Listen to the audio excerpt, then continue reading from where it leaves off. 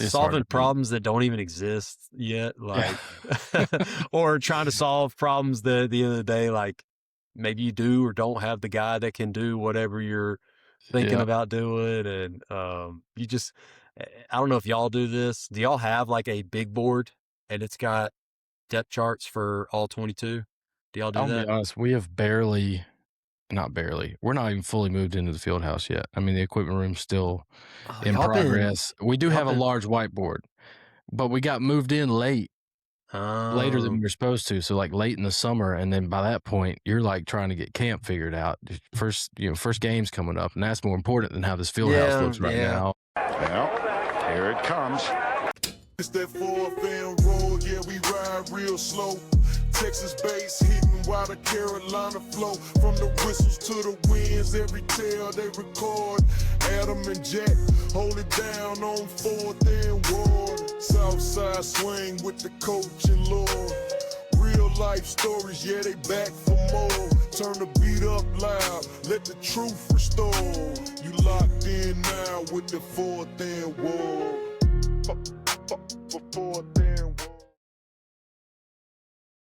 All right, you ready? Yeah. What we got?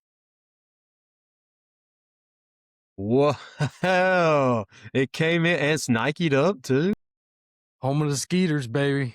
Skeeter Nation. Where have you worn that out yet? No, it just got here today. Dude, that's actually kind of sick. I'm jealous.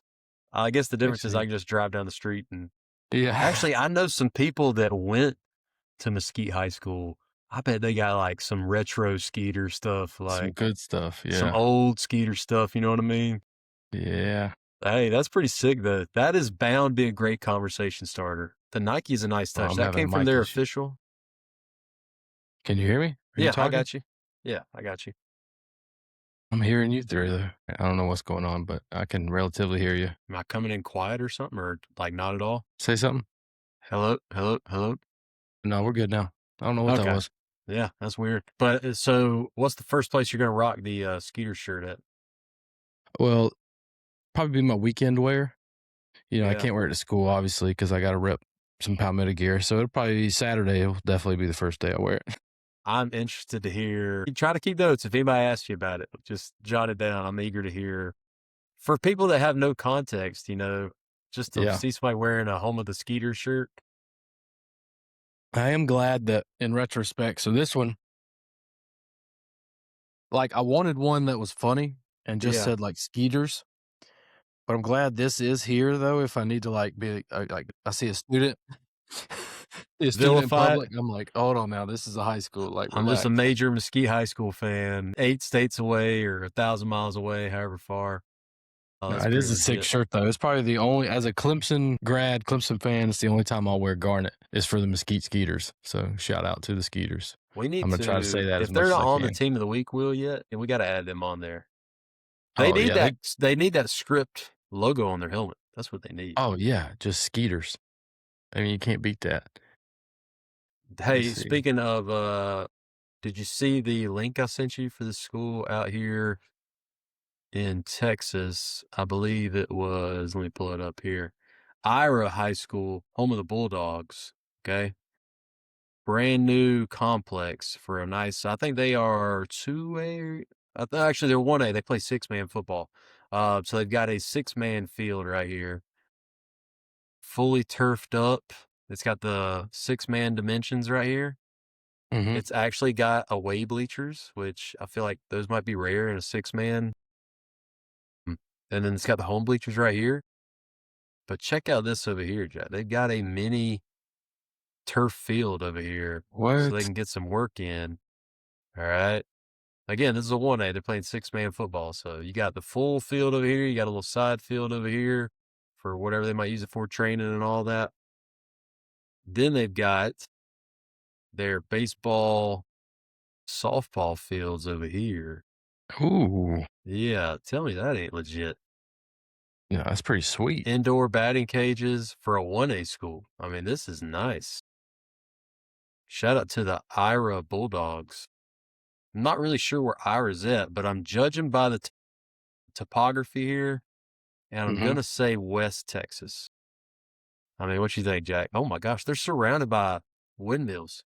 Yeah, if I had to guess, it's definitely.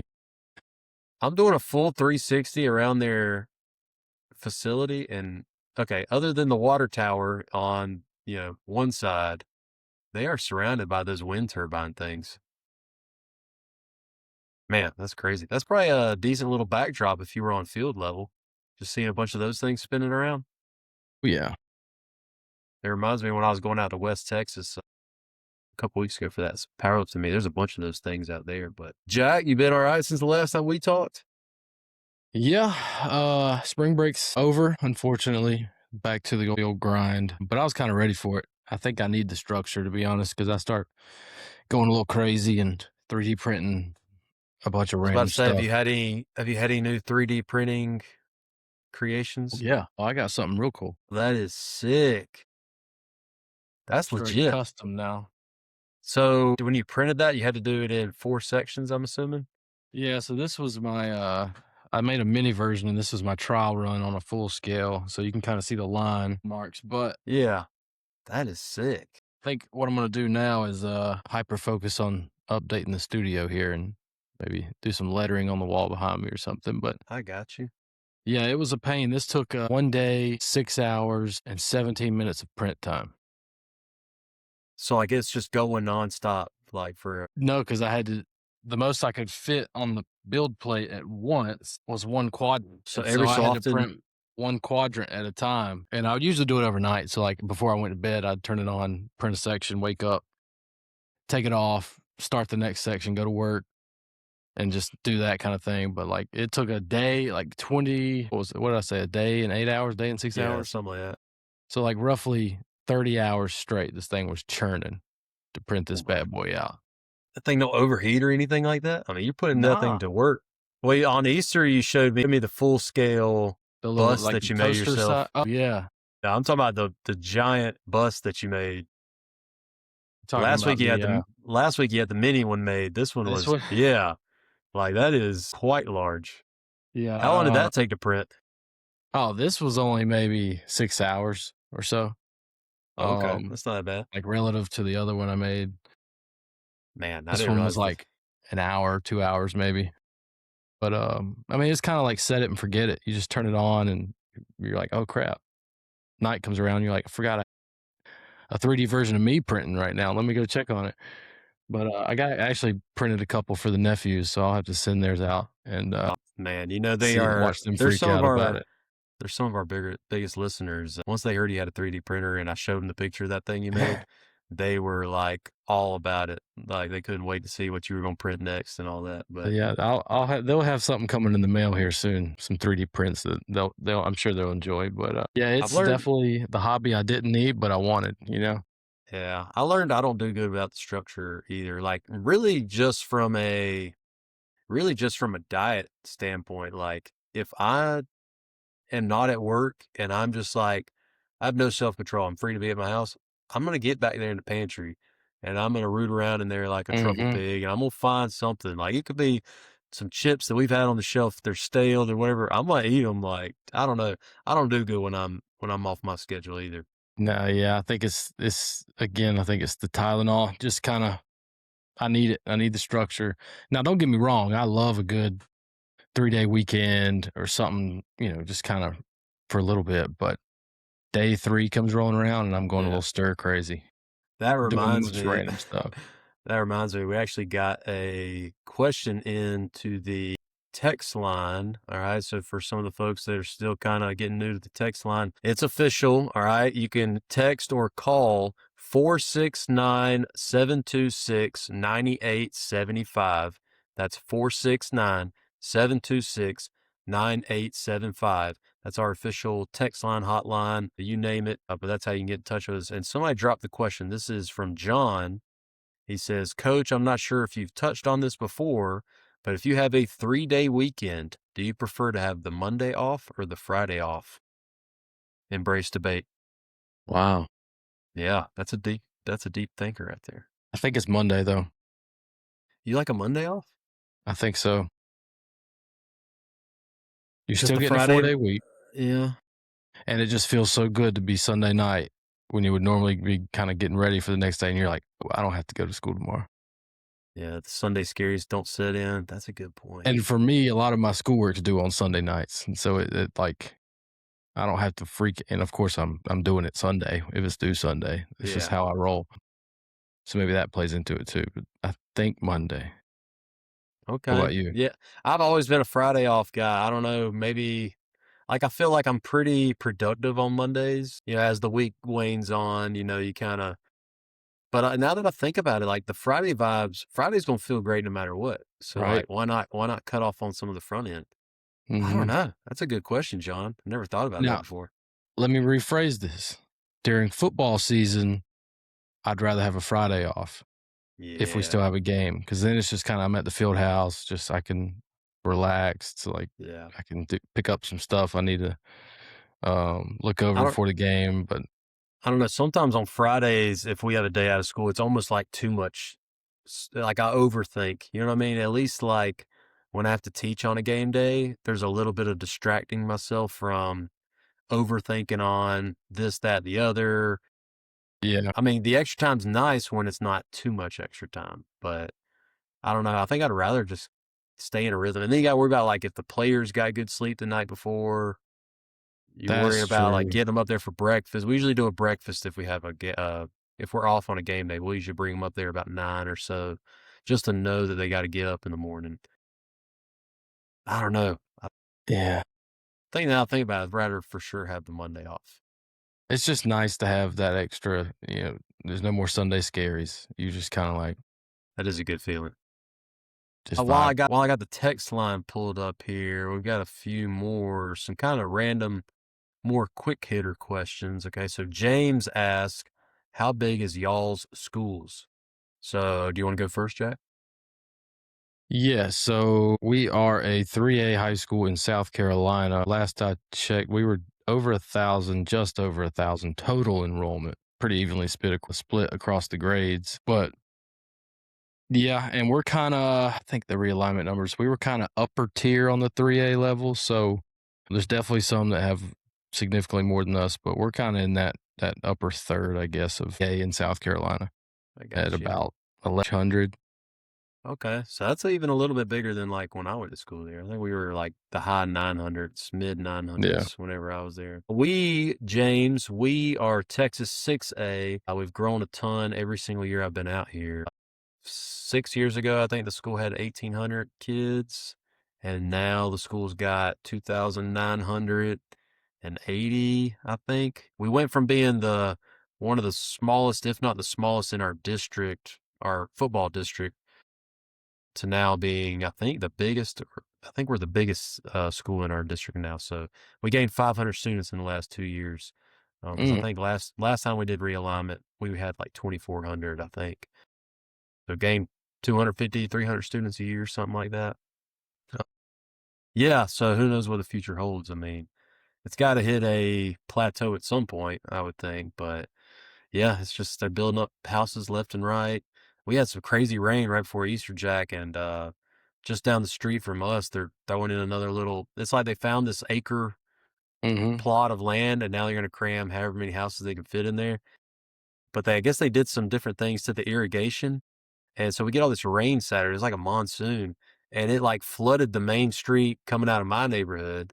And it's just like, what are we doing? Like, can we not like think a little bit before we just go trying to slap up however many houses? But Nah, we're just gonna throw them in there. Throw man, them in there. they pack them in It's where they can fit them in. But it's funny you say that because that's even happening in Williamston where Palmetto is. So like the old Fred's. yeah, So turn right before there, right across from the library, go down that road, and before you get to the bridge in Pelzer, like the little back cut through. The other day I was driving, and I guess it's been like this for a while, and it never clicked or I never saw it. Probably because that YouTube thing I have in my truck where I can watch YouTube. But I take a turn, and then out of nowhere the trees are cleared, and there's this huge patch of land that they're grading for houses. Well, there's about to be a huge neighborhood right here on the behind outskirts of Fred's. Williamston. Like back a little bit behind Fred's, closer to Pelzer. Okay. But yeah, no, closer to the river. But it's like, I mean, how many houses are y'all gonna fit in this little plot of land? Which I ain't mad. Maybe some ballers will move in and, get Yeah, some there you go. extra talent. But everywhere, doesn't matter where you are, it seems like they're throwing up these houses like nobody's business. I don't know. There must be money in it still. Everybody talks about interest rates and stuff, but they're still throwing them up. All right, let's see. Another quick hitter. This is from G Dash. All right. He said, y'all have an indoor field. I guess he's heard me talk about that before. He says, we have a 25 by 15 yard weight room that has 4 squat racks in it. So I guess he's just throwing his comment out there. But I mean, Jack, I remember the old weight room we had when we were in school, the old one. The old one. And it might have had, what you think, 5 racks? It might have had 6. Yeah. Maybe Trying to 6. remember the layout Maybe of it. 6. I think it had about 6, and I would say it was probably close to 25 by 15 yards. Yeah. Wouldn't you say? It was probably about that. So, I mean, it really don't matter, the size of of course, y'all, you took me on a little tour when I was over there in the summer. Y'all got it done up nice now with that little turf area, that indoor turf room that's got the weight room in it as well. What, how many racks are you guys working with now? Let's see. We have 8 full racks, but there's also a half rack on each of those. So there's 16 like bench press stations, if that's what you're looking for, or 16 squat stations that you can do those primary lifts on. But the way we kind of run it out, like not vertically, but I guess longitudinal, not, is it latitude or longitude? Anyway, we're going out. Okay. Like if your back's against the wall, the rack's in front of you, the other wall's that way. So we kind of go stations out that way just to kind of maximize for like aux lifts and stuff. That's how we'll do it. But it's 16 total, which is double what we had. But you kind of have to finesse a little bit sometimes with those aux lifts. But it's definitely an upgrade, definitely much needed. And there's definitely more just space to do other things, move around. I was about to say, are y'all pretty comfortable? Y'all pretty comfortable wise? It's not like you're packed in there. It seems like y'all would have a decent amount of room. Now, when you get like the whole team in there, it's pretty, I mean, it works. It's good. More space would be great, but it's definitely an upgrade versus where we were at. Yeah. But it would be nice if we could kind of bump it out an extra, I don't know, 10, 20 yards just to get a few more racks in there. No, it's nice. It was a big push by our coach to get that kind of going because the weight room, frankly, was behind other schools in the district and the state as a whole. So it was needed, and it's a great upgrade, but it can always be better. I got you. Yeah, we're, even having, our indoors 70, 75 yards, I think. And then, of course, we have the weight room section off of it. And I've showed it to you before. I mean, our indoor itself, I think, is one of the oldest. I think it might have been the first in the state of Texas. It's over 20 years old, I think, now, or getting close to it. But there was a student that got struck by lightning, and so they build this indoor so that, when it's lightning, there's still a place to go inside and practice and all that. But it's kind of showing some age and some of the insulation and things like that. They've redone the turf and stuff in it in the last 5 or 6 years or so. But I mean, if you got to actually practice in there, I mean, and you got your football program in there, 200 kids or whatever, maybe varsity all going, like it gets crowded. And then if it's raining, like other sports are going to try, we try to make everything work, right? If it's the fall and it's football season and it's bad weather outside and now we're going inside, and we'll be out on the turf, like we'll be having our practice and stuff. But we got golf bays in the far corner. The baseball might be in the weight room section. So we're doing a tackling drill right here. Somebody gets smoked. I turn around, there's baseball dudes hang cleaning right there. Like it feels a little crowded sometimes when everybody's got to be in there.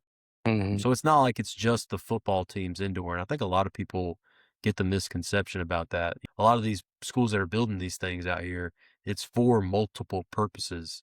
I mean, if it's raining on a Thursday morning when the band's normally out at the stadium, they come in the indoor and the band's practicing in the morning when we have our guys coming in later or whatever. So, I mean, it's multi-purpose for sure. Everybody just sees the football line markers and think it's just for football's use. Everybody gets a good crack at it, but shoot, it's spring fever for us. And like today we had a track meet. And so all the football coaches that do track, they were gone. So we had 200 players with only, 5 or 6 coaches there to supervise them all as we were putting them through the weight room. And, I mean, it's still the ratios are still pretty insane. It's not like yeah, and of course, other schools have more coaches, and some schools have less coaches, but it's not like it's everywhere's got their issues, right, or their constraints, and it's all about just trying to work with what you got and trying to maximize what you're able to do with it. It's funny, last night I was at a soccer game, one of our soccer games, and one of the kids who I've had him in PE class before, he plays on the junior varsity team, and varsity was playing, so he was kind of hanging out. I was near our trainer, and a couple of our other coaches were working, and he was talking. Basically, we were talking about him playing football, and he's hilarious. He's a funny kid, good kid. He's Hispanic, so like sometimes the English isn't 100% there, but we're having a conversation about it and trying to talk about him playing football, and he kept asking just random questions about the sport, like how many cards can you get, just the miscommunication between soccer and football rules. Yeah. And so we were explaining all that, and eventually he asked, how many coaches do y'all have? Like 4? And me and Coach Norton were just like, 4? Like what? And then I look out and I'm like, y'all have 4 soccer coaches for varsity, like, and then different ones for JV. Like, what are you talking about? 4? He goes, no. And then Coach Norton tells him we have like 12. And he goes, 12? I have 12 coaches? And we're like, yeah, dude, we have like 70 kids out there, position groups you have to do. It's kind of needed. And he was just like shook beyond belief that we had that many coaches. But it is interesting, the culture clash. Like, so I was hearing a story one time from one of the guys I worked with, and he had gone to a football clinic out in far west Texas, all right, higher Hispanic population, not to cast any dispersions, but some of the folks that were at this clinic, they were coaching, obviously didn't have a ton of football experience, if any at all. And so they're in the middle, I think, I can't remember who was talking. I mean, it might have been Mike Leach or somebody from Texas Tech. I mean, it's a clinic, right? So, I mean, it's somebody that knows what they're talking about. They're going through how they're running power to this front and how they're doing like all these little intricate things, right? And at the end, they kind of do a Q&A. And so some folks are asking questions like very just detailed, all that. And this one guy in the back raises his hand. How do you stop the play where they stick their arm out and everybody just kind of like turns around like, what are you talking about? The play where he sticks the arm and pushes your tackler down, and he's talking about a stiff arm. How do you stop the stiff arm? And it's just like, buddy, that's not really a play. Like, that's just a guy being a dude. Like, yeah, either you're going to tackle him or not. Now you can, run your feet through contact, I guess. But at the end of the day, if the dude running the ball is strong enough, like he's going to put your dude in the dirt 10 times out of 10. But yeah. And I don't know, it's funny, like, I was actually talking to our soccer coach last night about just asking about a couple guys on their team, because I'm always, look, as a PE teacher, you're not supposed to be kicking a ball across the gym at all, right? Unless it's kickball, but we usually do that outside. But of course, occasionally some teenage boys will just have that wonderful idea to just do that, right? Well, there's been a couple occasions where a kid is just like boots that thing like into the top corner of the wall and the ceiling, like in the air on a freaking line. And I'm like, hey man, you ever thought about like, coming out and kicking for football? And so I'm always like recruiting in the gym. There's one kid who I think would be really good at it. He plays goalie for the soccer team. And so if you're listening to this right now, I'm still on you about it. But I think that, and granted, we have 2 good kickers now. I'm not saying I don't want those guys. I'm just saying competition's always good, always more younger kids for the next age group. But I think it's important that, basically my point is, there's no reason for sports to be competing against each other, especially at a school like our size. They should really be kind of benefiting each other. Like soccer, for instance, that goalie's got a boot, man, because he has to drop kick that thing to midfield every time. Naturally, why wouldn't that kid come kick field goals or PAT, kickoff, whatever? But really, I just said that just so I could, if that kid's listening, I didn't forget. He told me he was going to play, so spring ball's coming up. Always be recruiting. You know what I'm saying? Yeah. Speaking of, just being out of the element a little bit. So did I tell you last week about my son's, the machine pitch league that he's in? Can't remember if we talked about that last week. All right. So he had the choice. He's done T-ball for a couple years now. He had the choice of doing T-ball again just because of his age, or he could do what they call machine pitch, where instead Is of that the coach's new coach's pitch, pitch? there is still coach's pitch. One of my other sons does that. This is like some in between gray area. All right, where it's machine pitch. So it's like picture a mini cannon sitting on the ground on the pitcher's mound that launches baseballs at 5-year-olds. Right, that is the machine pitch. Well, Sounds pretty fun. it's pretty entertaining. All right, because it's basically still T-ball, like in terms of the age group, but now Yeah. the ball is being projected at them.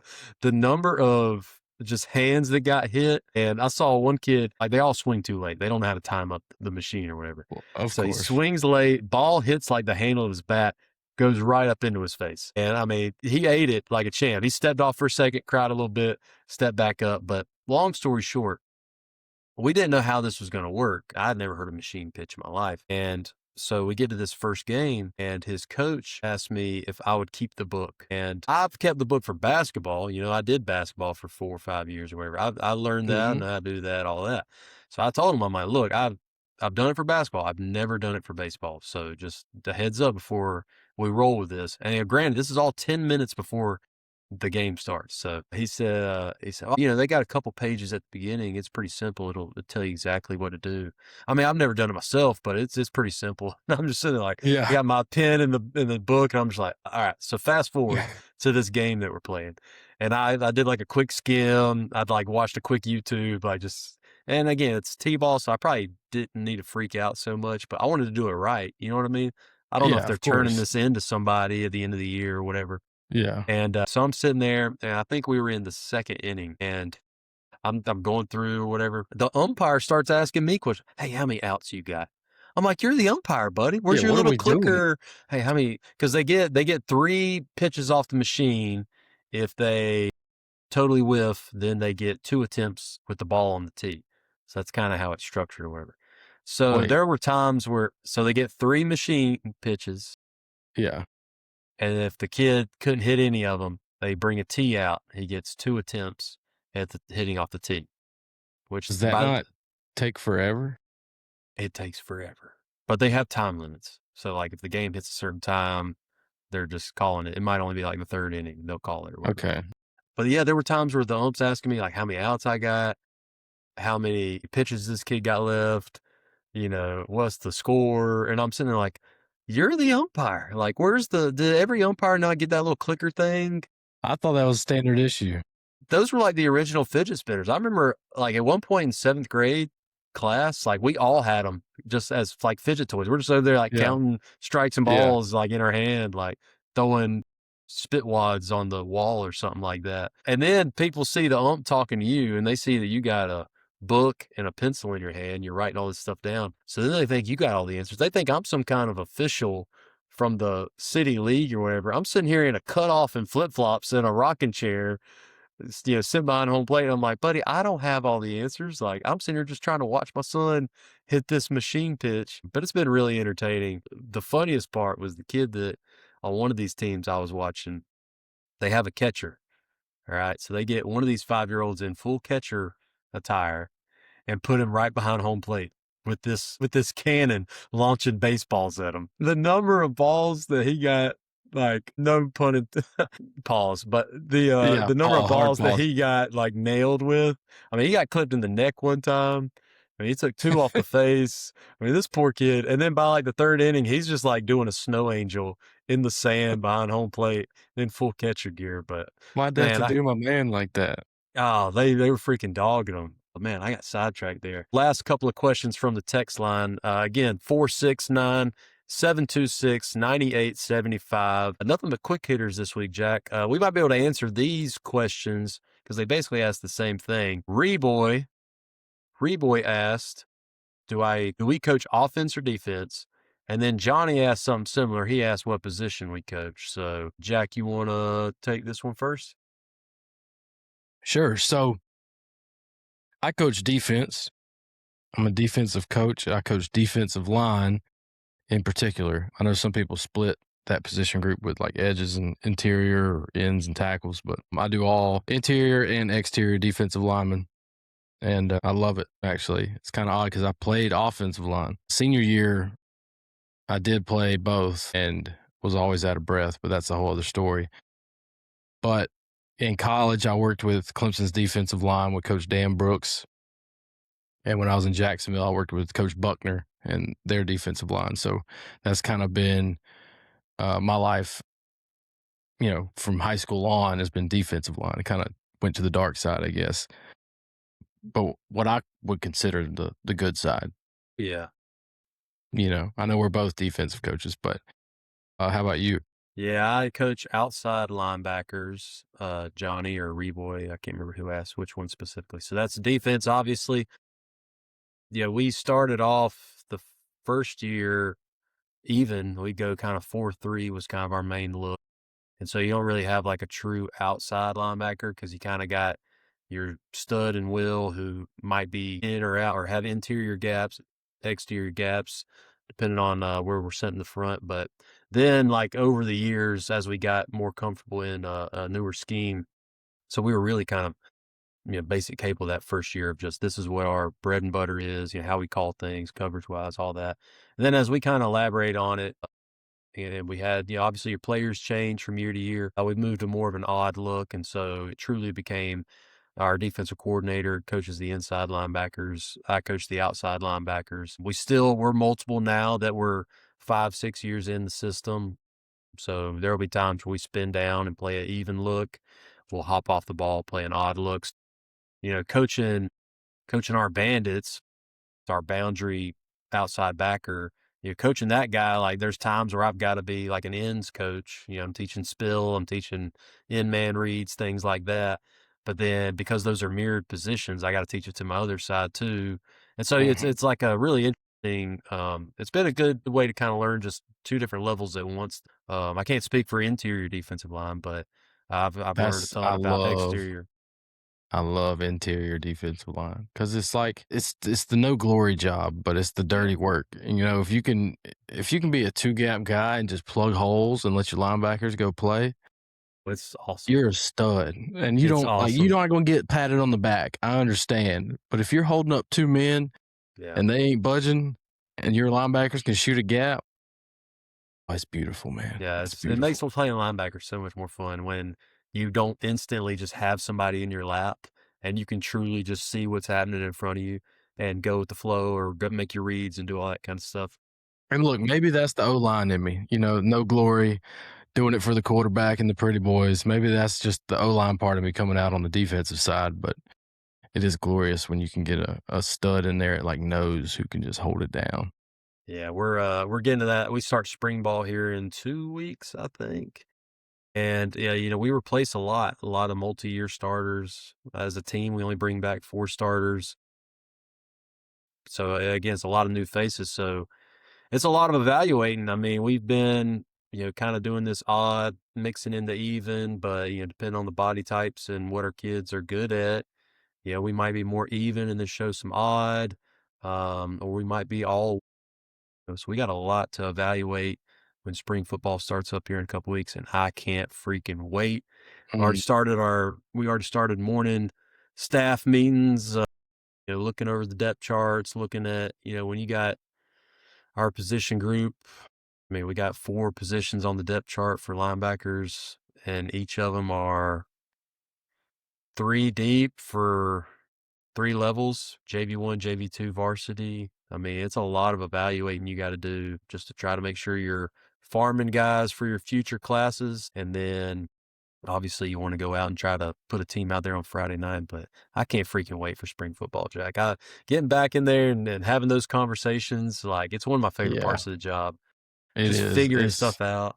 It's hard to beat, man. It is. It's solving problems that don't even exist yet, like, or trying to solve problems that at the end of the day, like maybe you do or don't have the guy that can do whatever you're thinking about doing. And you just, I don't know if y'all do this. Do y'all have like a big board and it's got depth charts for all 22? Do y'all do that? I'll be honest, we have not barely. We're not even fully moved into the field house yet. I mean, the equipment room's still in progress. We do have a large whiteboard, but we got moved in later than we were supposed to. So like late in the summer, and then by that point, you're like trying to get camp figured out. First game's coming up, and that's more important than how this field house looks right now. And it's like, and then the season ends, and you're just like, I don't even want to go over there for a week. But it's getting there. That's the plan. Yeah. The plan is to set one up in the office over there, but hasn't yet happened. It's when you got, because we're not talking about, we don't have a freshman group right now, technically. They're all, in our eyes, 10th graders at this point. But that big old depth chart we got, because we carry 2 freshman teams, so it gets to a point where how was y'all, is it handwritten, or do y'all do like the magnet? We do tags on magnets, and they're color coordinated by class. And so you can get a good visual of, hey, we're heavy, seniors in this position group, or like, hey, this group's going to look really young, or, hey, you got this guy and he's only a sophomore. You got him for 2 more years and he's already got a shot at being on varsity. Like, that's going to be a spot that's ironed down for multiple years now. So we do it color coordinated. And then we do the magnets so that we can just kind of slide around. We have like a little side area that's for injuries. And so you kind of slide them off for injuries. You slide them back as we kind of get those reports from the trainers and stuff. I like it because you can just sit there, look at the big board, and I can say, well, O-line's going to be really young this year. We're really senior heavy at this position group, and it helps you plan for the years ahead too. Like, we're sitting here this spring and we're already seeing like, hey, this class was heavy on O-line. This class was light on this. Like, when we get this new group in here, we've really got to make sure like we're getting guys that we know are going to be able to help us with D-line down the road. And I don't know, it just provides a good visual for it. But just the conversations like this that you get to have, it's one of my, I think it goes back to Dynasty. And all my football problems or passions come from Dynasty or franchise mode on video games growing up, and just figuring out depth chart, figuring out the roster, who am I going to cut? I don't know. That's what started it all. God, you're making me want to get college football going again on the game. I'm about to fire it up, dude. I've been on an NHL kick. Me and Coach Rowland, our defense coordinator, dude, we play the heck out of some NHL. Really? I mean, love it, dude. Love it. They got a mini game. It's called threes. So it's 3-on-3 hockey. And you could just, it's so fun, dude. But it makes you so angry because there's kids out there that are like 12 years old that are just so freaking good at this game. And if you had to like coach a hockey game that you would win, but for whatever reason, they are so good at this game, like spin moves and these crazy stick movements and stuff. It makes you so mad, but it's still so fun. And then you finally win. I love the pave. Is that Alex Jones soundbite? It's awesome. But yeah, it's a good time. I might have to get college football going again, though. Well, speaking of games, all right, it's about time we played the Wordle for today. And by the time this episode comes out, we'll also have put out our episode with Texas Bob that we just recorded. And we got to, a legend. We got to play Wordle with Texas Bob himself. And he guessed it on, it only took one clue, right? One. And it was what was it, in Texas? He had it was in Texas. And then I think we clicked give me the mascot, and it said Tigers. So, and boom, he had it. And he had it. He threw out Katy High School, so old Texas Bob scored a 90 on that one, freaking killing it. If y'all guys hadn't listened to that episode yet, be sure to check it out. And check him out, texasbob.com. Y'all see it on the show all the time. But we got today's Wordle here. Okay, it is a school in South Carolina. Average score 88. That's kind of high for the day. Must be. You want to go just random from the jump, or you want to? Let's go. Yeah. So what are I changed? Let me. So I did. There's an update to the game. Okay. Nothing major, just kind of a debug thing. So at the bottom, the options, right? So we had you had generated that pre-list of questions. What am I trying to say? Puzzles. That's what I was trying to get out. And then we tried to do the update with some of these cool add-on, like get a vowel, that kind of thing. There was an issue that came up where you would click that on a team and it would say, no logo found or whatever, but it will still take your points. And so that's fixed. So now if it's grayed out, that option is not available for whatever team that may be. So just heads up if you're playing. That's the latest debug. But I say let's just don't get me started. That was spring break hyper focus. Let's try. Give me one letter. One letter. Got what? 2 S's. Something S, blank, blank, blank. So it's 1, 2, 3, 4, 5, 6, 7, 8. 8-letter school name, 2 S's. South Carolina. What? Need another clue? I keep wanting to say Walk-A-Mall, but that's C's. That's C's, yeah. It's a lot of C's, too. All right, let's go mascot. Mascot, Rams. I mean, the only Rams, West Side. W-E-S-T. That's West Side. S-I-D. All right, West Side. From not too far from you, Jack, up there in Anderson, South Carolina.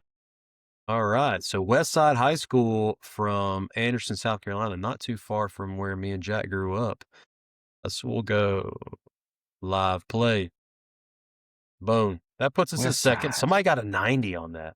That's so crazy. They had to. Shout out to Jeremy West, by the way, at West Side. He's an assistant principal athletic director. Shout out to you. He's a good dude. If you know him, you know.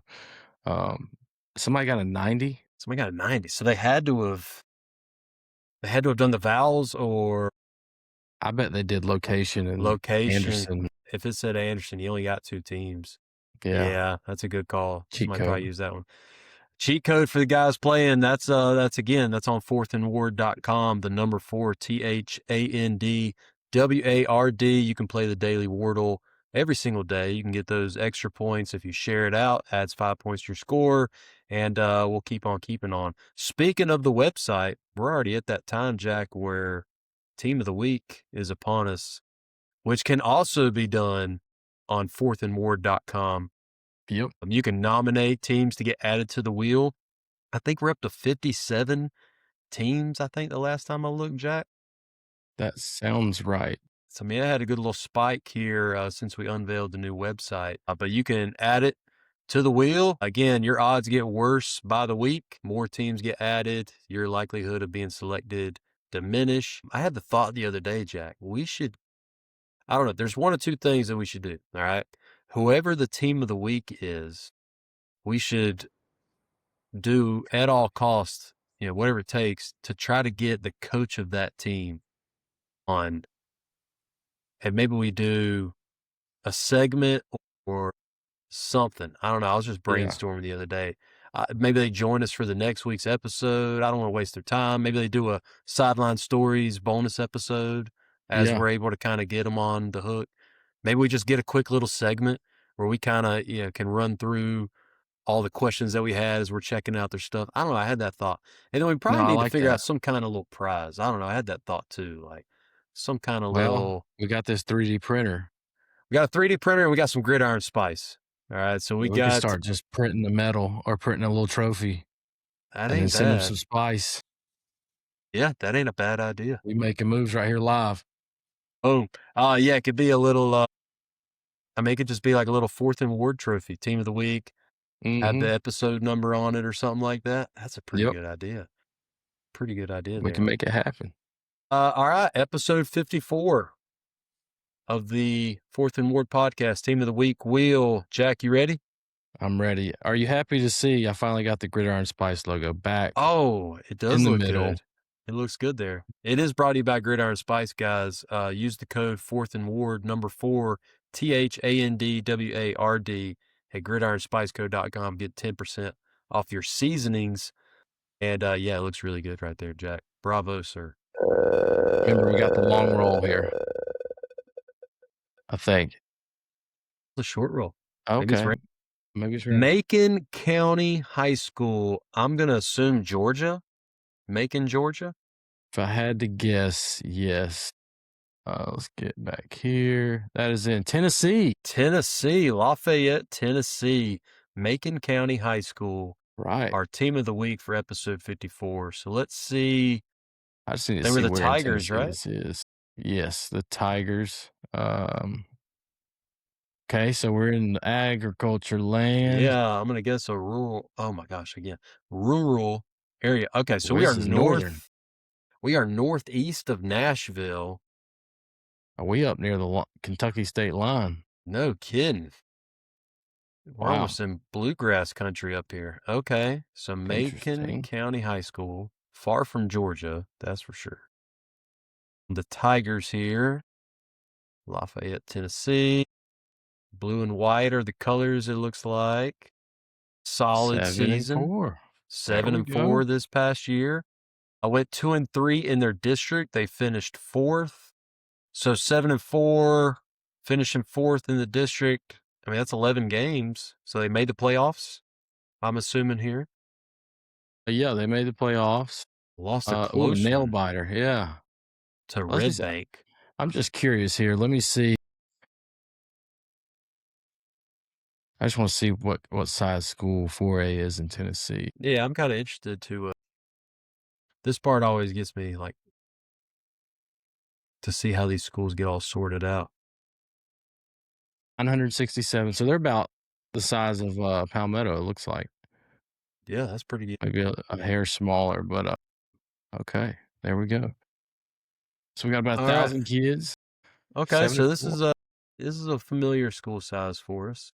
All right, so blue, white, Tigers, solid season. Got bounced in the first round, but it was a close game to Red Bank there. Let's check out their stadium. Or you want to go uniforms first? I was waiting for you to say because I didn't care either way. Hold on now this looks pretty cool. Hold up. What is that picture on the... All right, so Jumbotron. That's a nice touch. All right, so here's an overhead.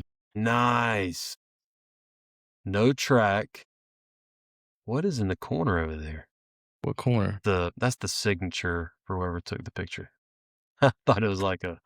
That's a retro style press box, looks like, but still looks good. Looks well kept. Home of the Macon County High Tigers. Voice of Tigers, Ween Radio 1460. So they got a little radio station doing the broadcast. That's pretty neat.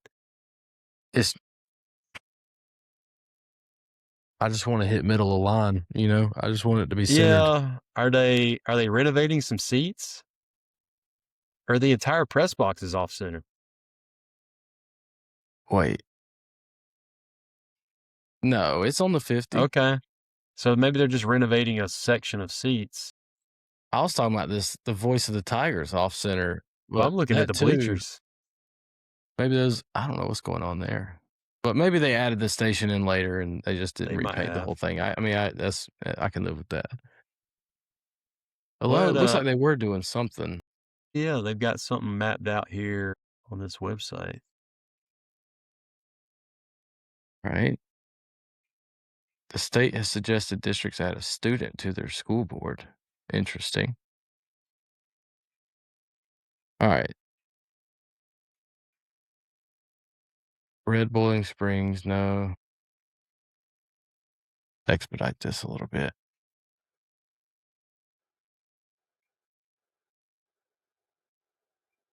Copier lease. That's interesting. Renovations for the greenhouse. Wait, what? That's it? Yeah, I don't know. Maybe it was a little side note that they were going to do some work to the stadium. I don't know. They've got it mapped out for a reason, I would think. And that's the exact portion that's tarped off. Yeah, so it looks like they were fixing something or updating something along those lines. Somebody listening that's familiar with the northern central Tennessee area, maybe they can give us a little insight if they're doing a little work to the stadium up here. Interesting. All right. No, that might be. No, Red Boiling Spring. Whatever. Somebody, if you're listening and you're in Macon County, let us know what's going on there. But the stadium's cool. That over out.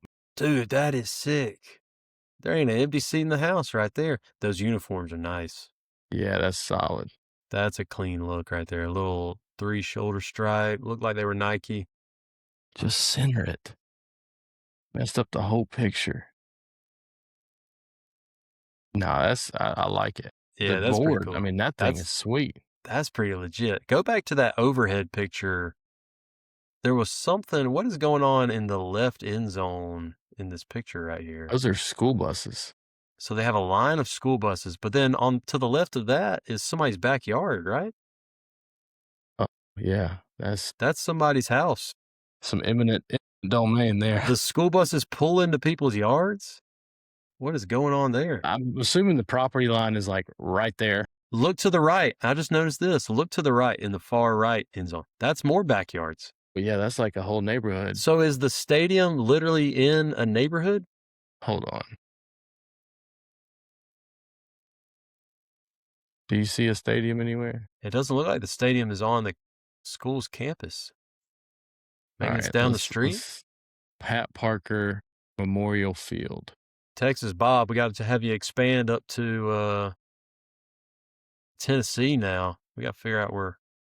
Pat Parker Memorial Field. Sycamore Street. Wait, hold on. Where's the school?